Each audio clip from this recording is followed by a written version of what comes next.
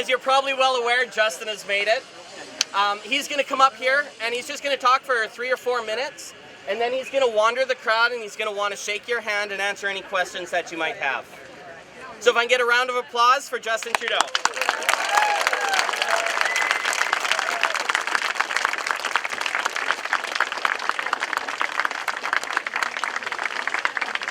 Thanks, Lance.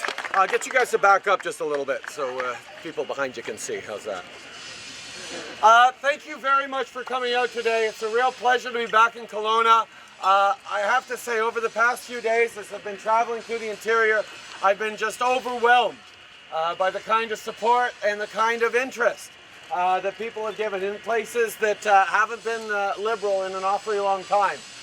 And the fact that people are optimistic about doing politics differently, about engaging citizens actively in how we develop policies and how we engage with the future that we need to build is a source of optimism. Now, a lot of people think, oh, it's about Justin and the hair. It's not about me. This is about some people feeling that for once there might be room for Canadians in Canadian politics. We've had for quite a while now a government that is focused on fostering cynicism, on creating divisions, on playing easy games of East against West, urban against rural for electoral advantage. And the fact is, you can actually get elected with a majority by playing those games.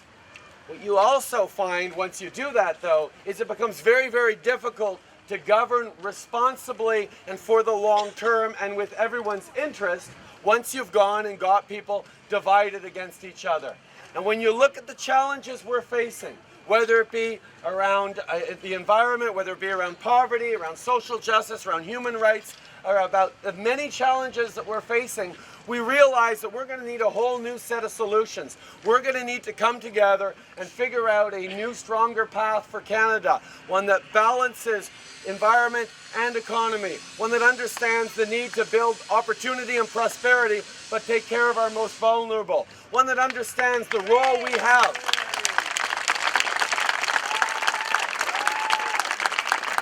One that understands the role we have as a model for the world, as that one place that has got it right, that has figured out how to be strong, not in spite of our differences, but because of them.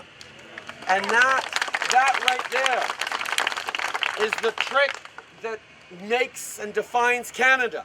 And it works, and it's worked because of the story of this country, of people who've come here from everywhere around the world over decades, centuries, and millennia, who've realized that if they plan for the future, if they work hard, and if we lean on each other, we're going to be able to create a better future for ourselves and, more importantly, for our kids than we were ever given by our parents. And that has been the trick, or the promise, or the premise at the very base of the idea of Canada. That we can lean on each other and build something extraordinary together. It's what we've done. Now the problem is, these days, for the first time, perhaps in the story of this country, people are now unsure that our next generation is going to have greater opportunities than this one here did. We're not sure that there's going to be a better quality of life for our kids than we had. And that's extremely destabilizing. And that is actually an opportunity for people to play those divisive cards in a way that has never worked in the past in Canada. And we have to resist that. We have to understand that, yes, the challenges we're facing are great. Even though for the past 30 years, our economy has grown more than 100%, we've more than doubled in size, average family incomes in this country have increased by only 13%. So for the majority of hardworking Canadians, our incomes have stalled while costs rise. And that means personal and household debt is exploding. Now this is a challenge we have to face. And my biggest concern with our current government, my biggest problem with our current government is not that it can be quite mean-spirited from time to time, because I guess it can. It's that I find it to be unambitious.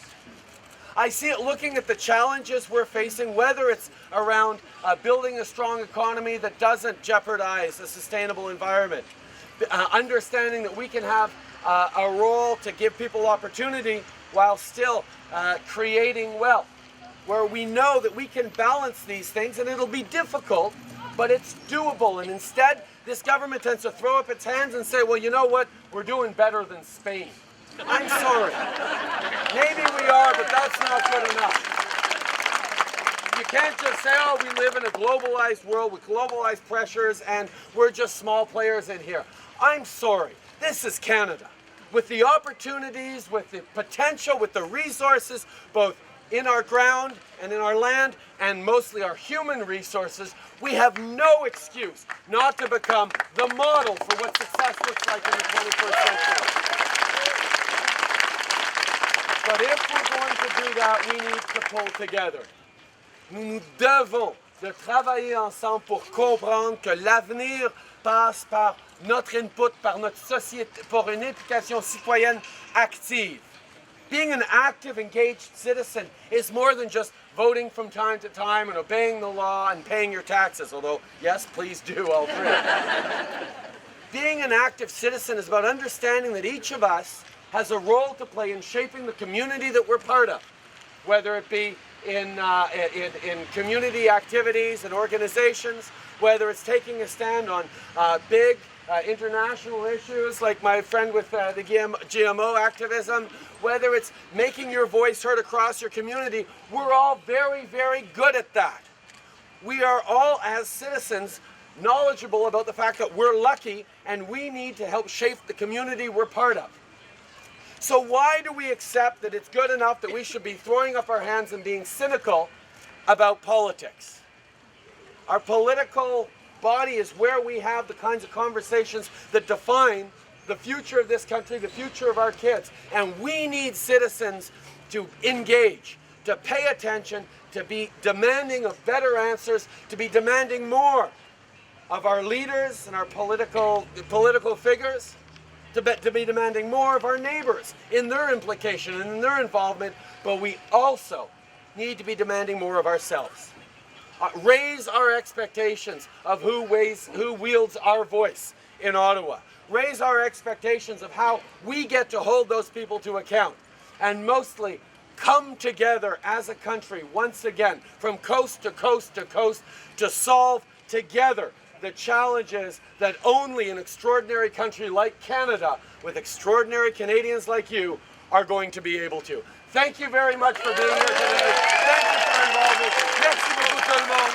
Ça fait vraiment plaisir de vous ici.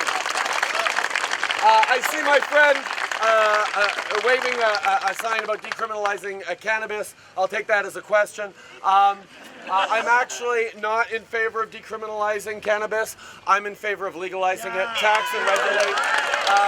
It's one of the only ways to keep it out of the hands of our kids, because the current war on drugs, the current model is not working. We have to use evidence and science to make sure that we're moving forward on that. Okay, I've now started it. Let's take another couple of questions. Justin, Another question. Justin. Sure, go ahead. You talked about the immigration and how Canada is built by immigrants. What do you say about the First Nations who have seen such really horrible treatment from the government throughout the history of Canada? I just got back from an extraordinary meeting with the Assembly of First Nations in Whitehorse, where I had the honor of sitting down with a number of chiefs and activists from across the country to talk about a way forward for First Nations communities, for Métis and Inuit as well. And it was interesting. I went up to this conference and as leader of the Liberal Party, they said, well, Justin, please, when would you like to speak? And I said, no, I'm here for 3 days. I'm not here to speak. I'm here to listen. I'm here to engage. I'm here to build a partnership. I'm here to build the kind of relationship that we're going to be able to work on. And I can't stand here in the beautiful city of Kelowna and not talk about the Kelowna Accords. A landmark piece of things for two reasons. This is a landmark accord because, first of all, because It was a significant partnership with significant money, with specific outcomes around capacity building. That was an excellent deal at that point, and it's a shame that the NDP and the Conservatives worked together to kill it. The second thing that's important about Kelowna is not even so much the words on the paper as the process by which it was reached. It was 18 months of detailed negotiations, sitting down around a table, working together to generate solutions that were good for our First Nations peoples and driven by our First Nations people. That's the level of respect that people rightly feel that this government is not offering to First Nations peoples, and that's what we have to reboot in terms of our relationship.